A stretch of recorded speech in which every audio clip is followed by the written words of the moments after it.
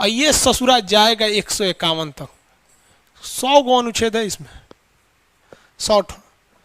जितने लोग पॉलिटी पढ़ रहे हैं ना, आंख कान नाक सब खोल के सुन लो। अगर 5 भाग छूट गया, अगर आपने भाग 5 नहीं पढ़ा है यानी यहाँ से, तो आपको पॉलिटी पढ़ने से कोई फायदा नहीं।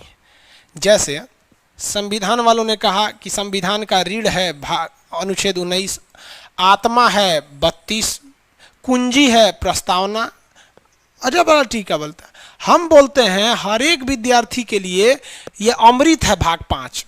तो लिख लीजिएगा कि किस भाग को अमृत कहा जाता है, तो भाग 5 अकॉर्डिंग टू खान सर। इसमें यूनियन की चर्चा है, संघ की, यूनियन संघ यानी सेंट्रल गवर्नमेंट की चर्चा है। सीधी सीधी बोले तो सेंट्रल गवर्नमेंट, सेंट्रल गवर्नमेंट। पहले हम एक ओवरव्यू दे देते हैं आपको इस सेंट्रल गवर्नमेंट में। भाई बैटरी चेंज करिए तो इसका, वरना आवाज नहीं जाएगा। सेंट्रल गवर्नमेंट में कौन कौन आएंगे?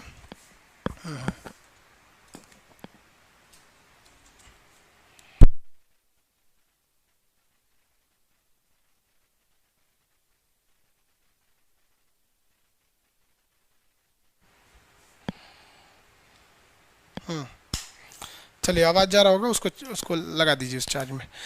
देखिए सेंट्रल गवर्नमेंट में कौन कौन आता है, ये बहुत बड़ा गवर्नमेंट होता है सेंट्रल गवर्नमेंट। इसमें देखिए आपका सबसे पहले कौन कौन आएंगे, तो कैटेगरी नंबर 1 आपके प्रेसिडेंट आ जाएंगे, राष्ट्रपति साहब, और इन्हीं के बगल में आ जाएंगे उपराष्ट्रपति। किसी को दिक्कत नहीं ना, उपराष्ट्रपति। इसी में आ जाएंगे आपके प्राइम मिनिस्टर और vice prime minister, vice PM, 7 गो आज तक रहे। अब इसी में आ जाएंगे आपका कौन सा, अटॉर्नी जनरल। के वेणुगोपाल है ना, अभी वकील साहब का मामला गरमाया था आपका, प्रशांत भूषण वाला में। इसी में आ जाएगा सीएजी, कैग। अभी कैग की रिपोर्ट आई है, कहाँ कहाँ कितना घोटाला हुआ है, यही बता देगा। इसी में आ जाएंगे आपके एमपी लोग जो होते हैं एमपी। अब ये एमपी 2 टाइप के हो जाएंगे, लोकसभा और राज्यसभा। अभी हंगामा हो रहा है ना किसान विधेयक को लेके, सब इसी में पढ़ना है। इसी में आ जाएगा आपका संसद, और संसद के 2 सदन हो जाएंगे, लोकसभा राज्यसभा। अब ये देखिए सब में 3-3 लिख दिए हैं, अरे कोई बात नहीं, नंबरिंग को गोली मारी है।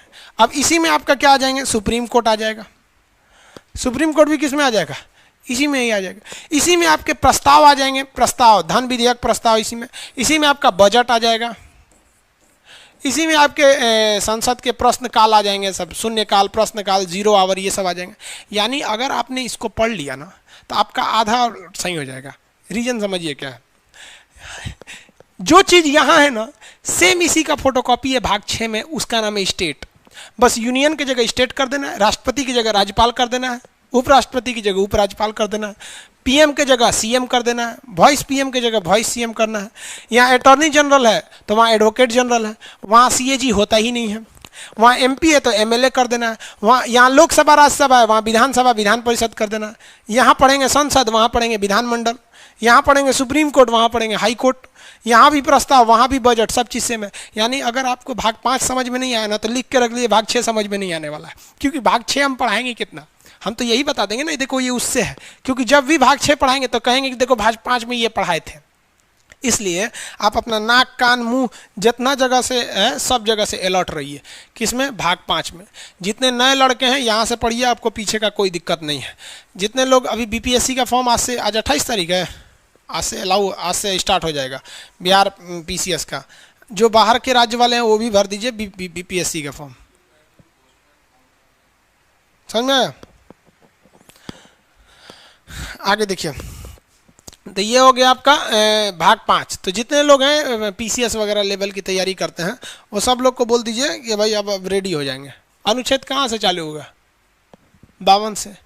तो इसमें पहले ही चर्चा है राष्ट्रपति की, एकदम शुरुआत करना है राष्ट्रपति से, उसके बाद उपराष्ट्रपति, उसके बाद अटॉर्नी जनरल, उसके बाद संसद, मतलब प्रधानमंत्री वगैरह, संसद, लोकसभा, राज्यसभा, प्रस्ताव, बजट, बजट के बाद आपका सुप्रीम कोर्ट, सुप्रीम कोर्ट के बाद सीएजी, खत्म। बस इसके बाद ये होगा। अब स्टार्ट करते हैं राष्ट्रपति से।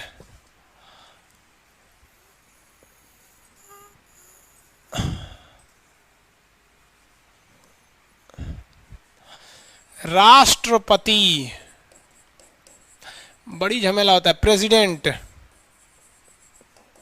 रामनाथ कोविंद जी। अभी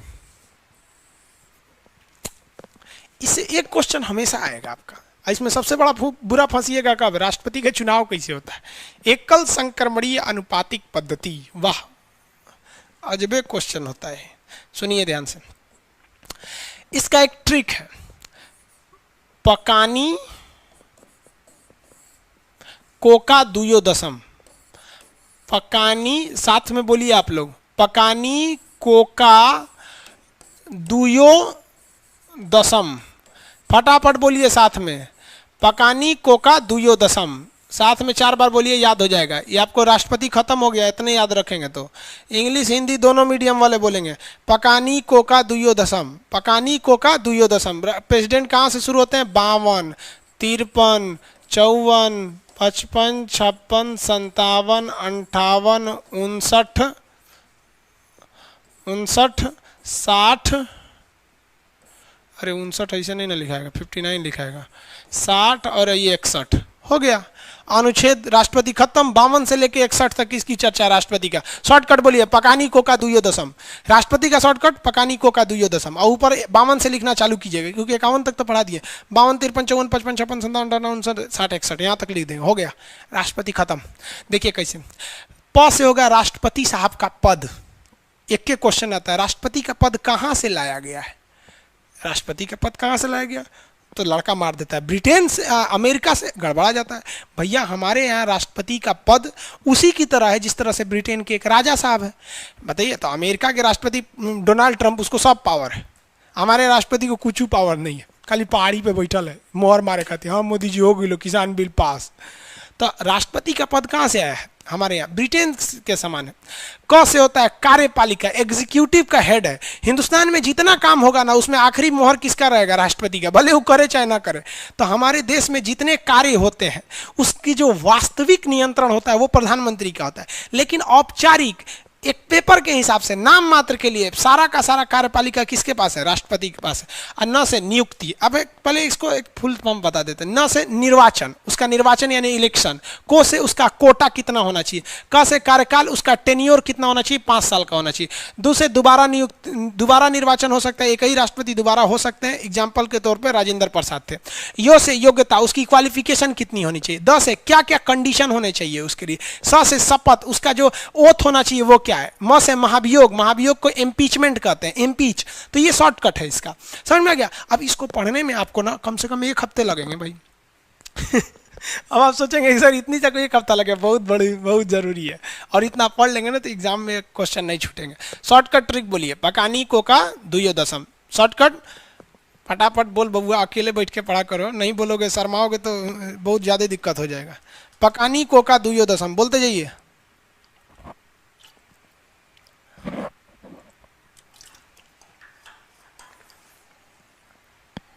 पकानी कोका दुयो दशम, समझ आ गया। अब इसका एक एक बार इंप्लीमेंट करेंगे ना तो ऑटोमेटिक आपको याद हो जाएगा। अभी आपको कंफ्यूजन होगा नी से क्या होगा, जब पूरा पढ़ लेंगे तो आपको ऑटोमेटिक याद हो जाएगा। कहाँ से शुरू होगा, 52 से, खत्म हो जाएगा 61। 1 2 3 4 5 6 7 8 9 10 अनुच्छेद में राष्ट्रपति खत्म। 52 से 61 स्टार्ट किया जाए। चलिए स्टार्ट करते हैं। अनुच्छेद 52 राष्ट्रपति का पद। भैया ये कहाँ से आया है, ब्रिटेन से आया है, जिसे शॉर्टकट में यूनाइटेड किंगडम कहते हैं। ये किसके समान है, ब्रिटेन की महारानी के समान, वहाँ की जो महारानी है उनके समान है। देखिए अंग्रेज वगैरह में ना महिला होशियार होती हैं सब, अंग्रेजों में लड़कवा बोंक होता है सब, पूरा भोदा होता है सब, किसी काम का नहीं। और इंडिया में ना ठीक उसका उल्टा हो जाता है। अब महिलाओं को हम कुछ बोले थोड़े, हम तो बस इतना बोल रहे हैं कि उल्टा हो जाता है, ध्यान से समझिए। तो हमारे यहाँ राष्ट्रपति का पद कहाँ से लाया गया है। भारत के राष्ट्रपति के पद की चर्चा अनुच्छेद 52 में। ये किस देश के समान है, तो ब्रिटेन के समान है। ये कुछ काम हम नहीं करते हैं। अनुच्छेद 53 देखिए, 53 आर्टिकल 53 में क्या है, कार्यपालिका। कार्यपालिका इंग्लिश में क्या कहेंगे, एग्जीक्यूटिव। देखिए अब यहाँ बबुआ से ध्यान से समझिएगा। एग्जीक्यूटिव 2 टाइप का होता है, एक होता है वास्तविक को बोलते हैं रियल एग्जीक्यूटिव पावर किसके पास है, और एक होता है औपचारिक औपचारिक का मतलब क्या होता है, ऑफिशियली, बस ऑफिशियली। तो हमारे देश में कार्यपालिका बोले तो काम करने की क्षमता, इच्छा। मोदी जी चाहें जीएसटी पास हो गया, मोदी जी कह देते तो अमित शाह का दम था जो 370 ले आ देते या फिर हटा देते, या फिर एनआरसी या सीए, सारा चीज प्रधानमंत्री के कंट्रोल में होता है। तो रियल में, इन रियल जो होता है ये किसके पास होता है? पीएम के पास होता है। जितनी भी एग्जीक्यूटिव पावर है वो रियली में होता है प्राइम मिनिस्टर के पास में, लेकिन राष्ट्रपति आखिरी में उसमें साइन कर देते हैं। तो ऑफिशियली कब वो नियम लागू होता है? जैसे देखिए अमित शाह ने 370 हटाया लोकसभा से, राज्यसभा से, क्या हटा? जैसे राष्ट्रपति ने साइन कर दिया हट गया। यहां पर अरे यार कौन है, कुछ गिर गया क्या यहां से? चलिए ध्यान से समझिए। तो ऑफिशियली पावर जो होता है वो किसके पास, सॉरी रियल में जितना पावर है वो किसके पास होता है? रियल का जितना पावर है वो होता है आपका वास्तविक शक्ति प्राइम मिनिस्टर के पास में। लेकिन जो भी औपचारिक चीजें होती हैं, औपचारिक क्षमता जो होती है वो किसके पास होती है? आपका राष्ट्रपति के पास में। बाहर जाइए अभी लोग अभी कुछ काम नहीं होगा।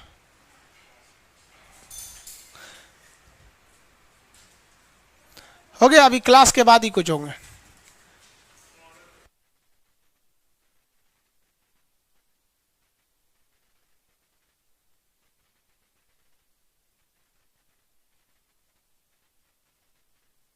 अभी 1 घंटा और क्लास चलेगा, उसके बाद कोई भी टेक्निकल टीम देखेंगे लोग।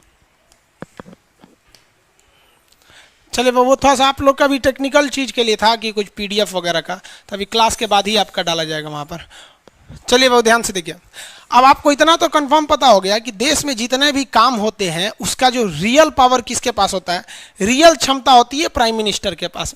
लेकिन जो कार्यपालिका यानी एग्जीक्यूटिव का ओरिजिनल यानी औपचारिक शक्ति होती है, मतलब काम के लिए, मतलब केवल नाम के लिए, वो किसके पास होता है? राष्ट्रपति के पास में। तो यही बात बोला गया है 53 में कि देश की कार्यपालिका की शक्तियां राष्ट्रपति के पास हैं, लेकिन वो शक्तियां औपचारिक हैं, मतलब ऑफिशियली बस उसका नाम दे दिया गया, but real power prime minister के पास है। देश में राष्ट्रपति की क्षमता उतनी है जितनी देश में घर में फूफा जी है। तो राष्ट्रपति के ब्रैकेट में क्या लिख सकते हैं? फूफा,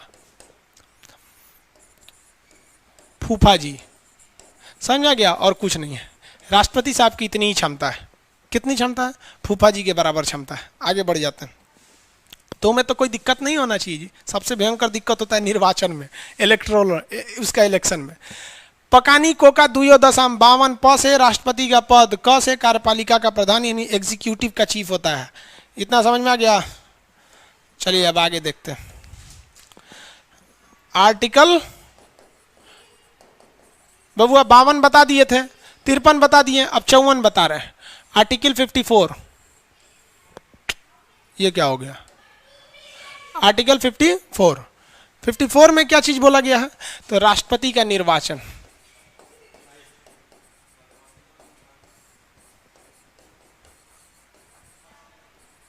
इलेक्शन।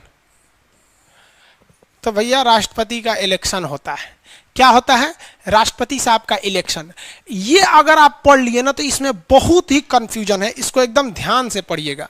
राष्ट्रपति का निर्वाचन के बारे में क्या है भैया? राष्ट्रपति के निर्वाचन में पहला 2-3 चीज समझिए। पहला चीज कि इन राष्ट्रपति का निर्वाचन जो होता है वो कौन कराता है? तो निर्वाचन आयोग। कौन कराएंगे? निर्वाचन आयोग। इंग्लिश में कहते हैं इलेक्शन कमीशन, इनका निर्वाचन कराते हैं। इनका निर्वाचन कैसे होता है?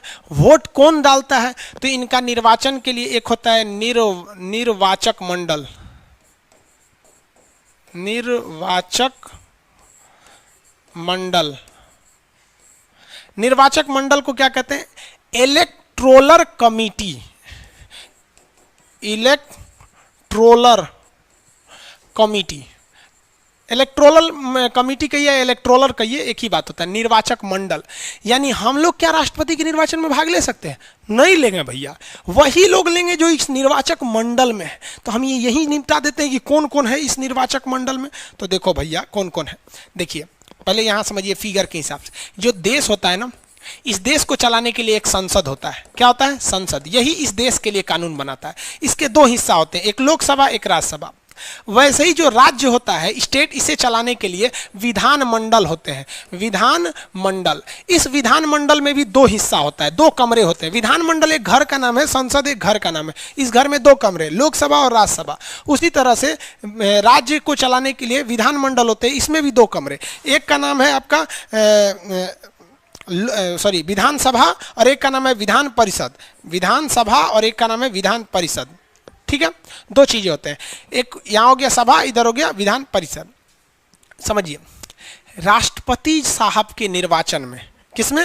राष्ट्रपति साहब के निर्वाचन में लोकसभा भाग लेती है, राज्यसभा भाग लेती है, ठीक है, विधानसभा भाग लेती है, लेकिन विधान परिषद भाग नहीं लेती है।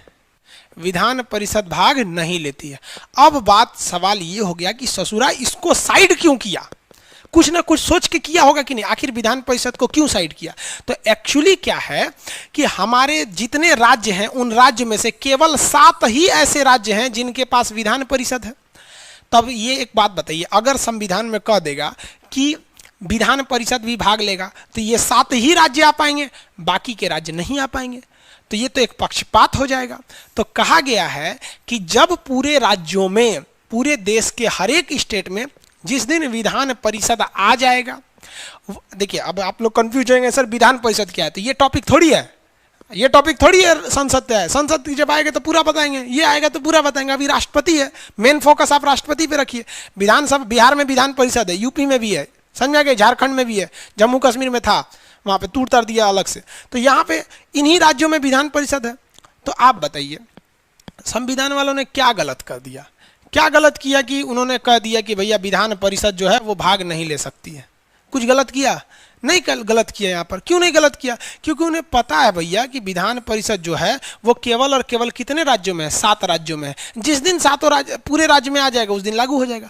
तो आपसे यूपीएससी वगैरह में जब लिखिएगा तो ये नोट करके जरूर लिख दीजिएगा कि विधान परिषद को अनुमति नहीं है इलेक्टोरल कमिटी में, निर्वाचक मंडल में, क्योंकि हर एक राज्य में विधान परिषद नहीं है। जब आ जाएगा तो लागू कर दिया जाएगा। समझ में आ गया? कौन कौन भाग लेता है? लोकसभा, राज्यसभा, विधानसभा। वहां से दिल्ली से लोकसभा, राज्यसभा, और हर एक राज्यों से विधानसभा। अब हर एक राज्य में विधानसभा है। इसके अलावा 2 और ऐसे भी कई राज्य हैं जहां पे विधानसभा है लेकिन वो केंद्र शासित है। जैसे जम्मू कश्मीर केंद्र शासित होने के बावजूद वहां विधानसभा है, दिल्ली केंद्र शासित होने के बावजूद वहां विधानसभा है, आपका पांडिचेरी केंद्र शासित होने के बावजूद विधानसभा। ये केंद्र शासित को अलग कंसेप्ट है, उसको समझाएंगे। यानी ओवरऑल में आप यही कह सकते हैं कि देश की लोकसभा, राज्यसभा, विधानसभा भाग लेती है। इसको इसलिए इसको क्यों हटाया गया समझ में आ गया। इसके अलावा एक बात बताइए, ये जो राष्ट्रपति होता है ना, राष्ट्रपति अपनी इच्छा से राज्यसभा में 12 लोगों को मनोनीत कर देता है। मतलब उसे नॉमिनेट कर देता है कि आप विज्ञान में अच्छी रुचि रखते हो, समाज सेवा, मान लीजिए हमको नॉमिनेट कर दिए राज्यसभा में 12 को, और लोकसभा में भी 2 को मनोनीत कर देते हैं। मनोनीत का मतलब अपनी इच्छा अनुसार चुन देते हैं कि आप अच्छा आदमी हैं, आप भी इसमें आइए। आप सचिन तेंदुलकर का नाम डाल दिया गया था, रेखा जो हीरोइन है उसको नाम डाल दिया गया, बड़े बड़े लोग का नाम उसमें डाला गया है। जैसे आप कई बार जावेद अख्तर साहब, कई ऐसे ऐसे गायकार हो गए, कला से संबंधित, विज्ञान से संबंधित, समाज सेवा से संबंधित, उनको राष्ट्रपति कहते हैं कि आइए आप भी यहाँ बैठिए और देश में भाग लीजिए। एक बात बताइए, अपने मन से सोचकर, ध्यान से सोचिएगा कि जिस राष्ट्रपति ने इस 12 को यहाँ चुनकर भेजा है बिना इलेक्शन के अपने मन से, और जो 2 एंग्लो इंडियन को इधर भेजा है, एंग्लो इंडियन को, अब आप कहेंगे एंग्लो इंडियन क्या है, अभी आगे समझाएंगे। तो ये अगर मान लीजिए जिस राष्ट्रपति ने इधर 12 को भेजा और इधर 2 को भेजा, वही राष्ट्रपति यदि अगली बार चुनाव में दोबारा उठ जाए, क्योंकि राष्ट्रपति को दोबारा उठने का अधिकार है, दोबारा उठ जाए तो उसे देगा कि नहीं देगा ये अलग मैटर है, लेकिन ये ससुरे 12 जरूर उसी को देंगे, क्योंकि इन्होंने, उसी ने इसको लाया था संसद में, और ये भी लाएंगे। जैसे देखिए ना, हमारे सुप्रीम कोर्ट के मुख्य न्यायाधीश जो रिटायर हो गए, रंजन गोगोई साहब, उन्हें राष्ट्रपति रामनाथ कोविंद ने चुन दिया राज्यसभा के लिए। अगली बार अगर रामनाथ कोविंद फिर उठेंगे तो रंजन गोगोई ने कहेंगे भाई साहब आप ही तो हमको लाए थे, हम तो रिटायर हो गए थे, आप ही को वोट देंगे। तो संविधान वालों ने कहा कि ये पक्षपात हो जाएगा। क्यों पक्षपात हो जाएगा? कि अगर हम जो मनोनीत सदस्य हैं, मनोनीत सदस्य का मतलब होता है जो भी मतलब उनके द्वारा नॉमिनेटेड है उनको देंगे तो वही राष्ट्रपति दोबारा उठेगा तो पक्षपात हो जाएगा, इसलिए ये चुनाव में वोट नहीं डाल सकते, कभी नहीं डालेंगे ये, और ये भी वोट नहीं डाल सकते हैं। इसका मतलब ये हुआ कि राष्ट्रपति के चुनाव में केवल और केवल निर्वाचित सदस्य भाग लेते हैं जिनका वोट हुआ है, नॉमिनेटेड लोग भाग नहीं देते हैं। तो आप बताइए आप कैसे इसका जवाब दीजिएगा, तो क्या कहेंगे? राष्ट्रपति के निर्वाचन निर्वाचक मंडल द्वारा होता है, इसमें लोकसभा, राज्यसभा तथा विधानसभा के केवल निर्वाचित सदस्य होते हैं, मनोनीत नहीं होते हैं, क्योंकि पक्षपात का डर हो जाता है। तो कौन कौन वोट देता है समझ में आ गया? किसी को दिक्कत नहीं ना? चलिए तो एक क्वेश्चन बताइए फटाफट, अभी एंग्लो इंडियन समझा देते हैं क्या होता है एंग्लो इंडियन। एक क्वेश्चन बताइएगा फटाफट, राज्यसभा में कितने सदस्यों का मनोनयन किया जाता है? राज्यसभा में फटाफट फटाफट आंसर देंगे। राज्यसभा में कितने सदस्यों का मनोनयन किया जाता है?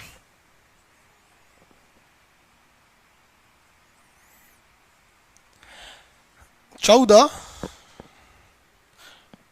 12, वेरी गुड। अच्छा क्वेश्चन घुमा देगा, कहेगा कि संसद में कितने सदस्यों का मनोनयन किया जाता है?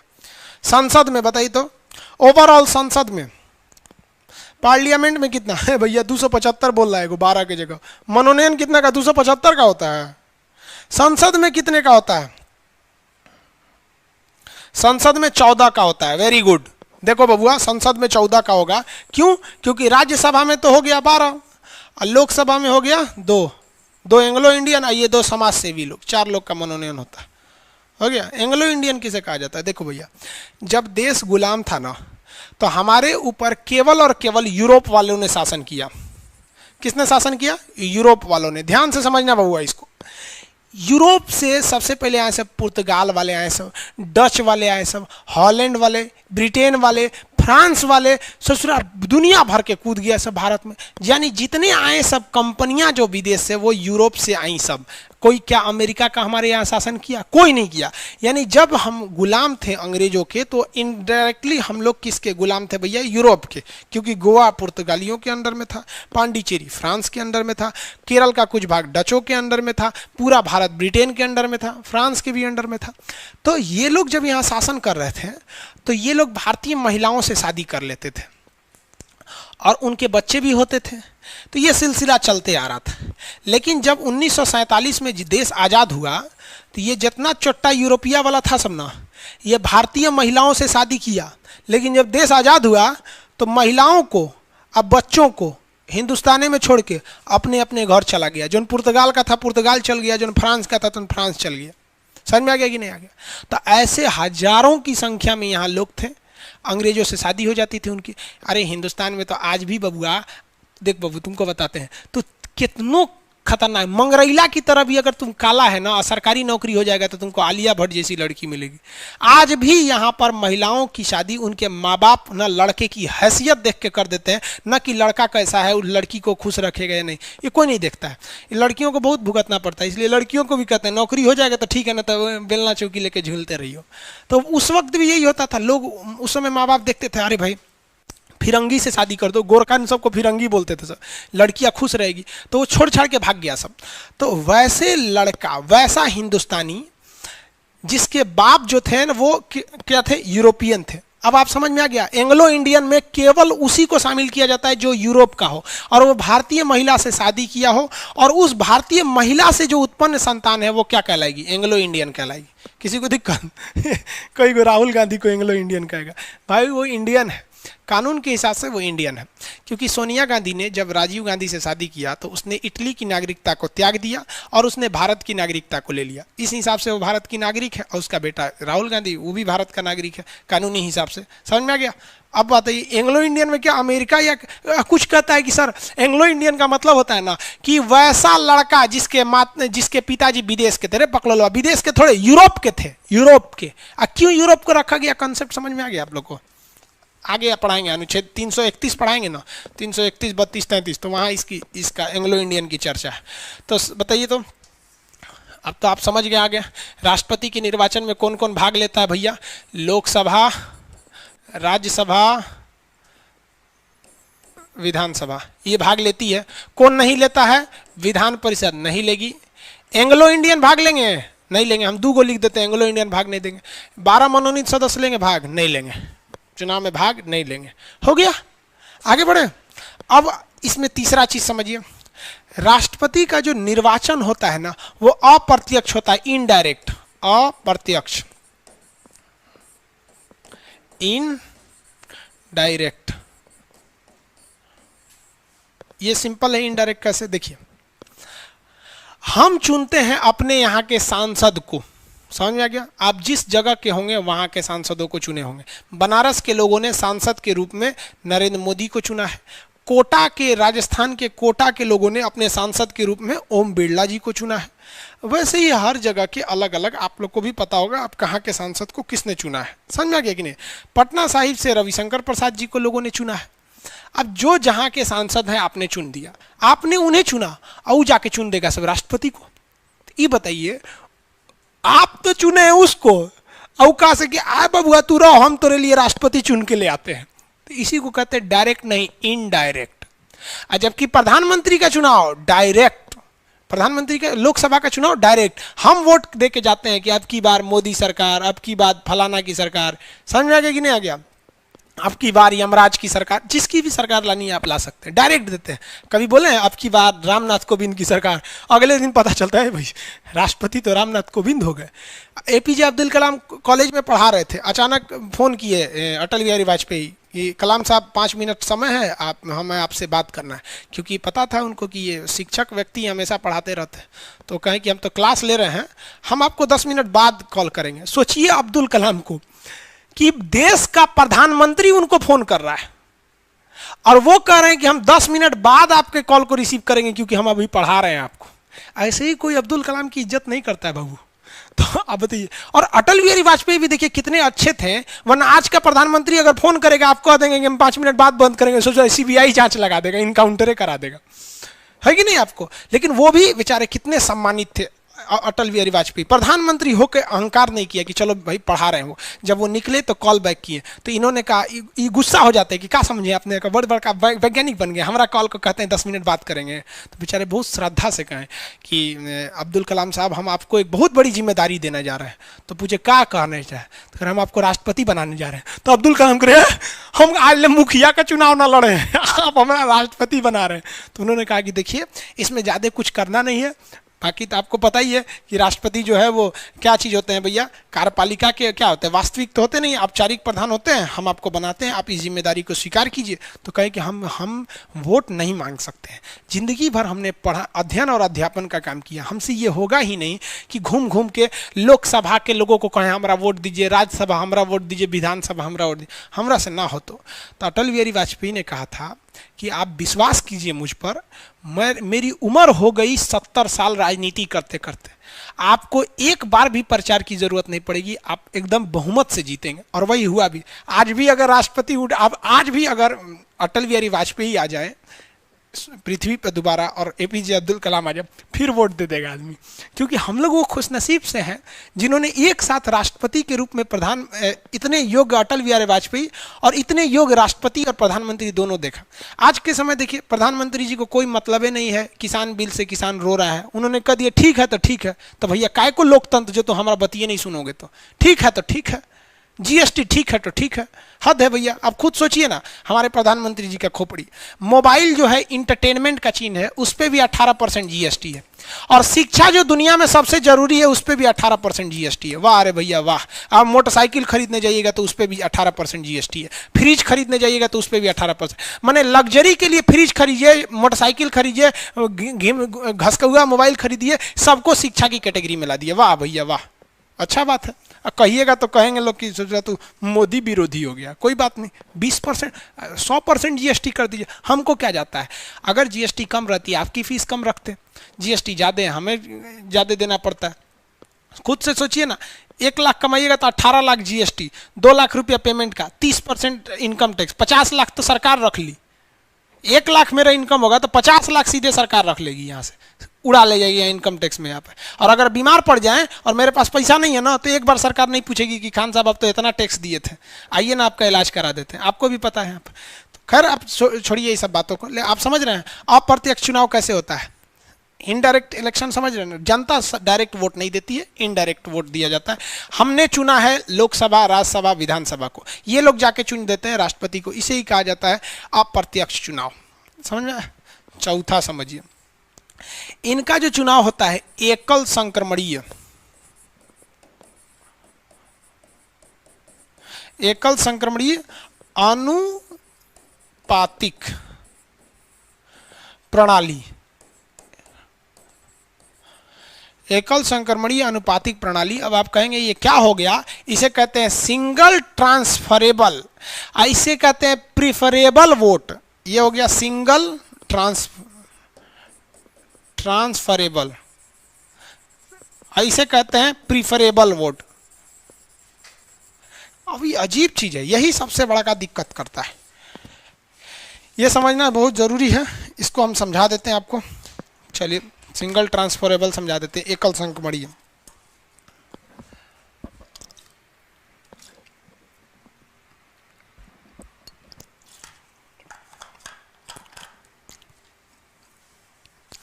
देखिए बाबू, पहले आपको पढ़ना पड़ेगा अनुपातिक प्रणाली क्या है, उसके बाद आपको समझ में आएगा एकल संक्रमणीय क्या है। इंग्लिश मीडियम वाले बबुआ हम दोनों लिख देते हैं, एकल संक्रमणीय बोले तो सिंगल ट्रांसफरेबल और अनुपातिक बोले तो प्रिफरेबल वोट। इसके लिए अलग से पन्ना लेना पड़ेगा। चलिए समझाते हैं, अनुपातिक पद्धति समझा देते हैं। देखिए राष्ट्रपति के चुनाव में आपको सबको वोट देना पड़ता है, जितने लोग खड़े रहेंगे। मान लिया कि एक आदमी ए है, एक आदमी बी है, एक आदमी सी है, ये 3 आदमी चुनाव में खड़े हो गए, समझा गया।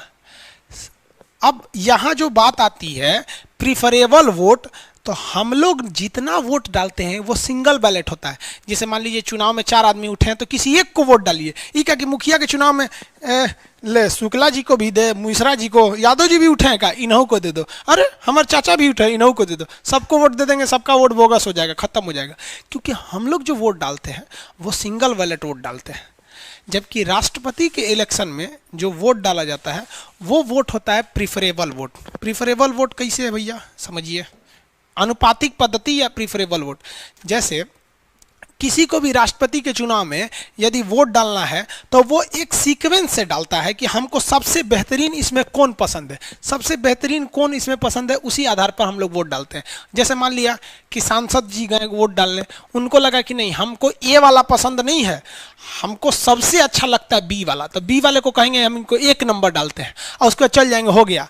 तो फिर चुनाव आयोग पकड़ के रहेगा, इधर इधर तो खान सर नहीं पढ़ाए हैं, तो कहेगा कौन चीज, तो यहाँ अनुपातिक पद्धति प्रिफरेबल, तोरा सबको वोट डालना है, सबको वोट डालना है, तो 1 नंबर तो तू चुन दिया, और 2 नंबर किसको रखता है, कहेगा 2 नंबर पे हम इनको रखेंगे कि हम चाहते हैं कि ये जीते, और अगर ये ना जीते तो ये जीते। इसी को कहते हैं प्रीफरेंस। नहीं सुनते हैं, प्रीफरेंस दिया जाता है। आप लोग कभी नौकरी हो जाएगा ना तो ब्याह के लिए इतना फोटो आएगा और उसमें प्रीफरेंस दिया जाएगा कि ये नहीं ठीक है, ये नहीं ठीक है, ये नहीं ठीक है, इतना फोटो आएगा। और नौकरी नहीं आएगा ना तो 2 फोटो आएगा और कहेगा 1 इज कंपलसरी, कोनो एगो सेलेक्ट कर लो यहाँ पे। अब देखिएगा कोने के दांत कम फेंक ले है वहाँ पे, इसलिए नौकरी कर लीजिए आप लोग ज़्यादा अच्छा। और उसके बाद इनको वोट दीजिए 3 नंबर पे। मतलब ये जो भाई साहब ने वोट दिया, ये चाहते हैं ये जीते, अगर ये ना जीते तो ये जीते, ये ना जीते तो ये जीते। अब अगला आदमी वोट डालने आएगा, अगला आदमी ने कहा हम ये पसंद नहीं है, हमको ये 1 नंबर पे पसंद है, ये 2 नंबर पे पसंद है। अब मान लीजिए इसमें किसी ने कह दिया कि भाई हमको ये फालतू आदमी लगता है, ये ठीक नहीं है, हमारा ये ठीक है और हम इनको 2 नंबर पे देंगे। कोई आ गया कह दिया कि भाई साहब हमको, हम क्या काम, हम एक काम करते हैं, हमको ये 2 नंबर इनको दे देते हैं और 1 नंबर इनको दे देते हैं, 3 नंबर पे इनको भेज देते हैं। ऐसे करते करते वोटिंग चलेगा। इसी को हम लोग क्या कहते हैं, प्रिफरेबल वोट। प्रिफरेबल वोट बोले तो अनुपातिक पद्धति, एक अनुपात में आपको वोट डालना है। आगे जाएंगे तो फिर किसी ने कहा कि भैया हम इनको 1 वोट दे देते हैं, इनको दे देते हैं, हम इनको 3 नंबर पे भेज देते हैं और इनको 2 नंबर पे भेज देते हैं। अब समझ में आ रहा है ना, इसी को हम कहते हैं प्रिफरेबल वोट। अब आगे समझा देते हैं एकल संक्रमणी क्या होता है। हम यहीं पे स्टॉप करते हैं, मतलब वोटिंग को मान के चलिए अब भाई सब लोग वोट देते हैं, तो हम चुनाव आयोग थोड़ा है कि पूरा वोट देंगे, समझाने के लिए बता रहे हैं। अब चलिए गिनिए कि इसमें जीता कौन। ए वाले भाई साहब को 1 नंबर पे कितने लोगों ने रखा? 1 लोग। बी वाले भाई साहब को 2 लोगों ने रखा, चलिए इनको 2 लोगों ने रखा। अब आप बताइए भाई जीता कौन? कौन जीतेगा? आप तो कहेंगे जा सर जी इहो को 2 लोगों ने पसंद किया, इन्हों को 2 लोगों ने पसंद किया, अब जीतेगा कौन? तो आप तो कोई नहीं जीतेगा। तो ये हो गई प्रथम चरण की मतगणना, फर्स्ट जो स्टेप था उसका मतगणना थी। तो आप बताइए बबुआ, राष्ट्रपति का जो चुनाव होता है वो अनुपातिक पद्धति में कैसे होता है, ये समझ में आ गया। हर एक पर्सन को वोट डालना है प्रेफरेंस के हिसाब से कि सबसे अच्छा कौन है, और जब वोटिंग होती है तो ये देखा जाता है कि सबसे ज्यादा 1 नंबर पर किसको पसंद किया है वही जीत गया है। अब लो ना भैया, ये तो सबसे पहले फेंका गए, ये तो फेंकाइए गए, हटा भैया तू फेंका गया वहां पे, अब इसमें इसको किसको वोट दीजिएगा? लफड़ा हो गया ससुरा, दिक्कत हो गया यहां। अब बात आती है दूसरे चरण की मतगणना। दूसरे चरण की मतगणना, पहले चरण में कोई जीता है नहीं, अब दूसरे चरण में मतगणना में यह देखा जाएगा। अभी इसमें क्या गिना जाता था? फर्स्ट रैंक गिना जाता था। कौन सा रैंक? फर्स्ट रैंक, कि 1 नंबर पर किसको ज्यादा लोगों ने देखा। तो देखिए 1 2 लिख दिए 2। लेकिन दूसरे चरण की मतगणना में हम सेकंड रैंक गिनेंगे कि सेकंड नंबर पे ज्यादा किसको प्रीफरेंस दिया गया है, सेकंड नंबर पे। तो देखिए तो सेकंड नंबर पे किसको प्रीफरेंस दिया गया है? इनको सेकंड नंबर पे कितने लोगों ने रखा है? केवल 1 व्यक्ति सेकंड नंबर पे रखा है, तो सेकंड नंबर पे इसको रख दिया गया, हो गया। उसके बाद देखिए, उसके बाद सेकंड नंबर पे इसको कितने लोगों ने रखा है? 2 लोगों ने रखा। इनको कितने लोगों ने रखा? 2 लोगों ने। अब बताइए भैया कौन जीता? आंसर दीजिए, कौन जीता फटाफट? कौन जीत गया? सी इज विन, वेरी गुड, सी जीत गया। चलिए एगो लिख दिया, सी लिख दिया, सी जीत गया। अब क्वेश्चन है क्या, चौथी चरण की मतगणना में जीता रे बबुआ? पहली चरण में, चौथी चरण की मतगणना में जीता। फर्स्ट ऑर्डर में जीता कि सेकंड ऑर्डर में?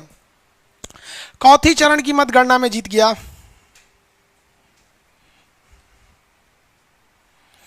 सेकंड ऑर्डर में, हाँ तीसरे चरण में बोलते रहे बकलोलवा, कहीं का 3 नंबर देखता है तुम। पहला चरण में 1 नंबर की काउंटिंग की जाती है, इसको 1 नंबर पे केवल 1 लोग रखा था। दूसरा चरण में ना जीता, हाँ चलिए दूसरे चरण में जीता। अब हम आपसे क्वेश्चन पूछते हैं, देखते हैं कितने लोग को पहले से पता है कि भारत में अब तक के राष्ट्रपति के चुनाव में मात्र 1 ही ऐसे राष्ट्रपति थे जिनके पहले चरण की मतगणना में वो नहीं जीत पाए थे, उनके लिए दूसरे चरण की मतगणना की थी। एकमात्र ऐसे राष्ट्रपति जिनके लिए दूसरे चरण की मतगणना हुई थी, बोलिए।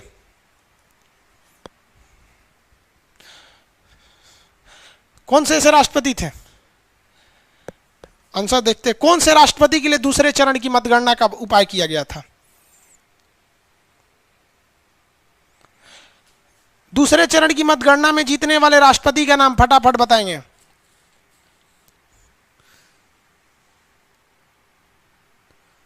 फटाफट।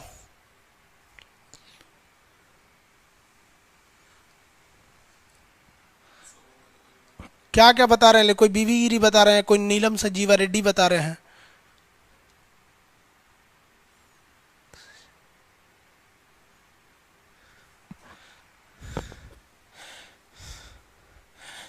बीवी गिरी, नीलम संजीवा रेड्डी, चौधरी चरण सिंह। चलिए अच्छा है, ट्विस्ट इसमें बहुत अच्छा है, छोड़ देते हैं, अब आप पता करके लाइएगा, ठीक है। अच्छा है, कम से कम आप लोग भी तो घर पे कुछ रिसर्च करते रहिए, कौन से ऐसे राष्ट्रपति थे जिनके लिए दूसरे चरण की मतगणना करनी पड़ी थी। अब आप बताएंगे, ये तो समझ में आ गया। तो इसका मतलब आपको राष्ट्रपति का अनुपातिक पद्धति समझ गया। प्रथम, मान लीजिए यहां भी बराबर हो जाता, सपोज कीजिए यहां भी बराबर होता, तब कौन जीतता? देखते हैं कितने लोग बता रहे हैं। अगर मान लीजिए दूसरे चरण में बराबर हो जाता तो तीसरे चरण में कौन जीतता? हम देखते हैं कौन बता सकता है। अगर बराबर हो जाता, सपोज बराबर हो जाता, तो कौन जीतता? फटाफट बताइए, कौन जीतता तीसरे चरण में? फटाफट फटाफट। तीसरे चरण में कौन जीतता अगर बराबर हो जाता तो? एबीसी में कौन जीतता? फटाफट, तीसरे चरण में कौन जीतता? बकलवा खान साहब बोल रहा है। वेरी गुड, तीसरे चरण में बबुआ बी वाला जीत जाता। देखो ना यहाँ पे 3 नंबर पे 2 गो पसंद किया से, 1 गो 2 गो, एक 3 नंबर पे ये पसंद किया, बुझलो। तो प्रथम चरण, द्वितीय चरण, तृतीय चरण कौन सी होलो? समझ में आ गया? समझ में आ गया कि नहीं आ गया? अनुपातिक पद्धति समझ में आ गया? अब बच गया कौन सी? एकल संक्रमणीय। ये कौन सी होता है? एकल संक्रमणीय उसे कहते हैं कि वैसा व्यक्ति जो पहले चरण में फेंका गया। कौन फेंकाया इसमें पहला चरण में? पहले चरण में इसको कौन फेंका गया? पहले चरण में फेंका गया व्यक्ति नंबर ए। तो जो एकल संक्रमणीय होता है, जिसे हम लोग कहते हैं सिंगल ट्रांसफरेबल, ये क्या चीज होता है सिंगल ट्रांसफरेबल? देखिए क्या होता है सिंगल ट्रांसफरेबल, कि वैसा उम्मीदवार जो पहले चरण की मतगणना में फेंका गया है, इसके सारे वोटों को लेकर जो बचे हुए उम्मीदवार हैं उनमें बांट दिया जाता है। इसे हम लोग कहते हैं सिंगल ट्रांसफरेबल, एकल संक्रमणीय। यानी एगो का लेके इन सब में हौड़ दीजिए, संक्रमणित कर दीजिए, उसी को कहते हैं एकल संक्रमणीय। एकल संक्रमणीय वैसी व्यवस्था है जिसमें जो पहले चरण में फेंका गया व्यक्ति है उसके वोट को लेकर दूसरे को मिला दिया जाता है। अब आप कहेंगे कि इससे फायदा कौन सी होगा मिला देंगे? तो फायदा यही होगा कि जो हारा है तो तुम बाहर जाओ भैया, तुम्हारे जीतने की संभावना नहीं है, और जो जीतेगा वो एक अच्छे खासे वोट से जीतेगा ताकि उसे बहुमत अच्छा खासा दिखाई दे। समझ में आया कि नहीं? बस इसी को ध्यान में रख के इसे मिला दिया गया, बाकी कोई चीजें नहीं है। तो देखिए, वरीयता क्रम में वोट डालने की क्रिया को प्रिफरेबल या अनुपातिक पद्धति कहते हैं। आप समझ में आ गया आप लोग को? मतगणना कितने चरणों में होती है भैया? कितने भी चरण में जा सकती है। मैक्सिमम कितने चरण हो सकते हैं? कितने लोग बता सकते हैं? मतगणना के मैक्सिमम कितने चरण हो सकते हैं? क्या यहां चौथा चरण पॉसिबल है? सोच के देखो भाई, पॉलिटी भी फिजिक्स की तरफ पढ़िए, सोच के। क्या इसमें चौथा चरण पॉसिबल है? कौन बोलता है हाँ या ना? देखिए, चौथा चरण पॉसिबल है क्या? इसमें चौथा चरण पॉसिबल है? कौन बोल दिया भैया यस? भैया चौथा चरण में कौन सी का गिनती कीजिएगा आप? तीसरा चरण में कोई ना कोई जीत ही जाएगा, फिर बचेगा कौन? चौथा नंबर पे वोट किसको डालेंगे? नहीं पॉसिबल है भैया, चौथा चरण नहीं पॉसिबल है। यस मत बोलिए। तो इससे हम एक निष्कर्ष पर पहुंच गए रे बाबू कि चरणों की संख्या जो होती है वो उम्मीदवारों की संख्या पर डिपेंड करता है। यानी अगर 10 गो उम्मीदवार उठेगा तो 10 चरण की मतगणना की संभावना हो सकती है, हालांकि जीत जाते हैं से पहले चरण में। तो बताइए अगर मान लीजिए कि 7 गो उम्मीदवार उठे हैं तो चरणों की संख्या कितनी हो जाएगी? 7 उम्मीदवार में चरणों की संख्या 7 अगर उम्मीदवार उठे हैं तो कितने हो सकते हैं? 7 उम्मीदवार में 7 चरण, 8 उम्मीदवार में 8 चरण। यहाँ 3 उम्मीदवार थे, 3 चरण हो गया। समझ में आ रहा है कि नहीं आ रहा है? किसी को कोई दिक्कत नहीं है? एकल संक्रमण, अरे बच्चा का चीज होता है जी एकल संक्रमणी। एकल संक्रमणी का मतलब क्या हो गया? जो कम वोट पाया उसका छीन के बाकी जो बचे हुए उम्मीदवार हैं उसमें बराबर बराबर बांट दीजिए, हो गया एकल संक्रमणी हो गया। अनुपातिक पद्धति यानी प्रिफरेबल का मतलब क्या हो गया? ठुकू ठुकू वोट दीजिए, 1 नंबर 2 नंबर 3 नंबर। अब प्रथम चरण द्वितीय चरण में, प्रथम चरण में 1 नंबर की रैंकिंग गिनिए, द्वितीय चरण में 2 नंबर की, तृतीय चरण में 3 नंबर की, चतुर्थ चरण में 4 नंबर की रैंकिंग गिनिए। टोटल चरणों की संख्या उम्मीदवारों की संख्या के बराबर हो जाती है। समझ में आ गया? राष्ट्रपति का निर्वाचन कितने लोग को नहीं समझ में आया जी?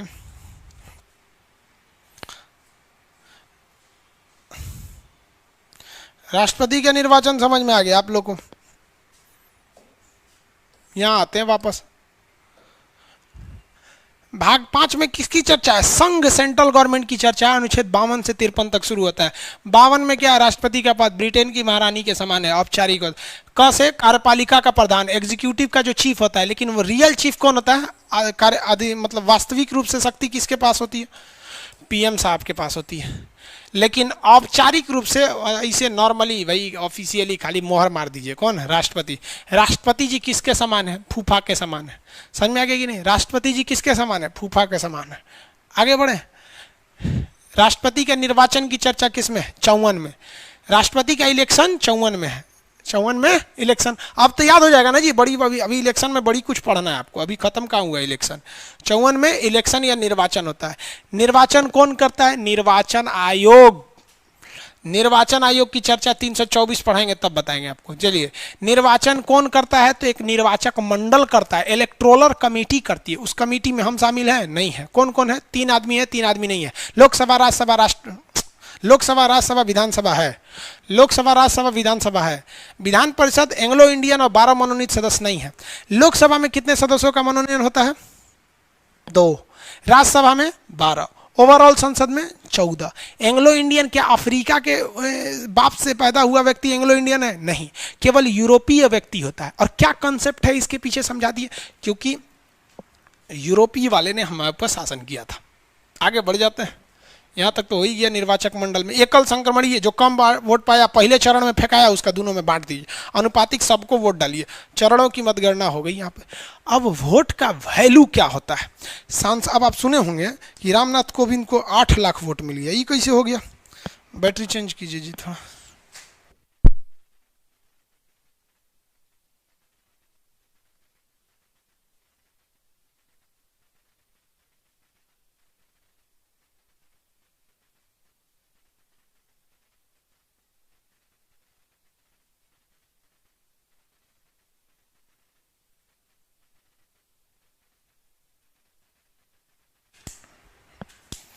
चलिए, आप समझ गए? आगे समझ में गए? बाप रे बाप, बोलिए, हम आप गए हैं समझाते समझाते। असल में ना ऑनलाइन हुआ में समझो में नहीं आता है कि आप समझे कि नहीं। ऑफलाइन में तो हो हल्ला कर देता था। हाँ सर समझ गए समझ गए।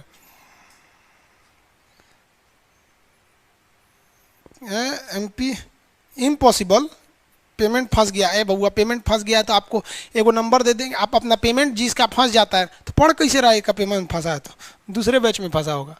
दूसरे बैच बाबू, मैप का क्लास आज से स्टार्ट होगा। कितने बजे से? 1 बजे से। चलिए, आज मैप का क्लास 1 बजे से। मजा आ गया?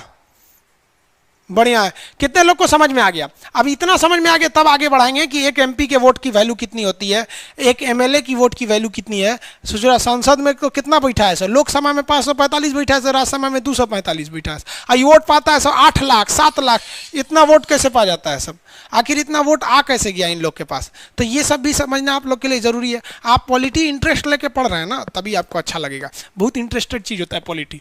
एक एक चीज को तोड़ तोड़ के समझिए एकदम, कैसे जैसे भीमराव अम्बेडकर साहब से ऐसा पढ़िए ना कि आप मन में इतना सोचिए कि जब पॉलिटी खत्म होगा ना तो भीम अम्बेडकर साहब को, बाबा साहब को जाके आदमी क्या देगा? इंटरव्यू देगा कि पूछिए। ये समझ में आ गया? अब थोड़ा ध्यान से समझिए। मैप का क्लास जो है आज 1 PM, एक ही PM पे है ना? हाँ, दरोगा के लिए टॉनिक बैच कल से 6 PM। समझा गया? दरोगा का टॉनिक बैच है। जितने लोग को टॉनिक बैच नहीं पता है क्या है कि उसमें जो इंपॉर्टेंट क्वेश्चन रहते हैं, लगभग 500 से ज़्यादा क्वेश्चन रहेंगे, उनको सॉल्व कराया जाता है। अब जैसे मान लीजिए पूछ देगा, उसी में क्वेश्चन देगा राष्ट्रपति का चुनाव कैसे होता है, तो उसमें ये सारी चीज़ों को समझाया जाता है। तो ये टॉनिक बैच है, ये लगभग 10 दिन का क्लास होता है। अब लड़कों ने कहा कि सर इसका फीस कितना रखेंगे, तो आप पता है सब चीज़ GST ध्यान में रखते हुए 11 रुपये फीस रखा गया है। एडमिशन ले लीजिएगा, वरना ये कब 111 हो जाएगा पता नहीं है हमको। इसलिए आप लोग को सबसे पहले वरीयता देते हैं। अनुपातिक पद्धति में हम आप लोग को 1 नंबर पे रखते हैं उसके बाद 2 नंबर पे रखते हैं यूट्यूब वालों को। अभी यूट्यूब पे कुछ बताया ही नहीं है, तो इसलिए सोचिए 11 रुपये में इसमें क्या होगा आप खुद समझिए। इसका 18% GST, 2% पेमेंट गेटवे, 30% टैक्स निकाल के सोचिएगा कि आप हमको कितना दिए। उसके बाद फिर सर्वर कॉस्ट हटा दीजिएगा, तो एकदम ये समझिए फ्री ऑफ कॉस्ट ही है। तो आप इतना इसमें कर लेंगे तो आपका काफ़ी हद तक कोई एग्जाम्स वगैरह जो हैं, दरोगा वगैरह का जो टॉनिक है वो हो जाएगा आपका। समझ में आ रहा है आप लोग को? आगे बैच वगैरह अक्टूबर में आते रहेंगे। नेक्स्ट बैच भी बहुत जल्दी आएगा, इकोनॉमिक्स भी आएगा, फिर हिस्ट्री भी आएगा, बहुत ज्योग्राफी भी आएगा, बहुत सारे बैच आते रहेंगे। तो आज के क्लास में इतना ही रहने देते हैं। कल हम आपको पढ़ाएंगे कि एक MP का वोट कितना होता है, एक MLA का वोट कितना होता है। इसको दोनों को जोड़ देंगे तो टोटल वोट की वैल्यू कितनी होती है, कैसे इस वोट की वैल्यू को निकाला जाता है, और राष्ट्रपति साहब का क्या चीज़ कोटा होता है।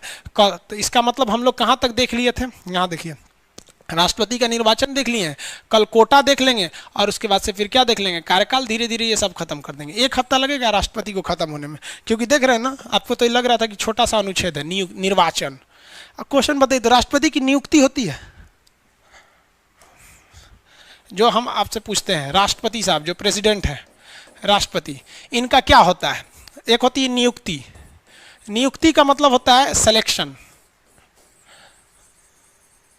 क्या इनका नियुक्ति होता है या फिर इनका निर्वाचन होता है?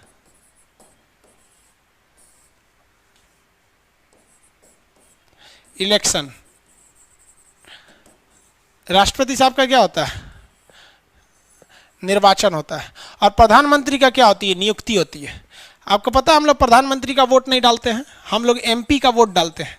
और अगर जिसमें से 273 एमपी ने जिसे नियुक्त कर दिया कि भैया आप ही प्रधानमंत्री होइए, वही हो जाएगा प्रधानमंत्री। तो गलती से भी मत मारिएगा कि प्रधानमंत्री का चुनाव होता है। कभी सुने प्रधानमंत्री का चुनाव हुआ? लोकसभा का चुनाव होता है। इसलिए थोड़ी थोड़ी गलती करके आ जाते हैं आप लोग। राष्ट्रपति साहब क्या होते हैं? नियुक्त किए जाते हैं। समझ में आ गया कि नहीं आ गया? अब आपसे बताइए ध्यान से, इतना तो समझ में आ गया कि नहीं आ गया? किसी को कोई दिक्कत नहीं है? राष्ट्रपति एक्चुअली देखिए, प्रधानमंत्री नियुक्त नहीं होते, वो चयनित किए जाते हैं। चयनित में, नियुक्ति में और निर्वाचन में अंतर होता है। वो धीरे धीरे सब समझ जाएंगे आप लोग।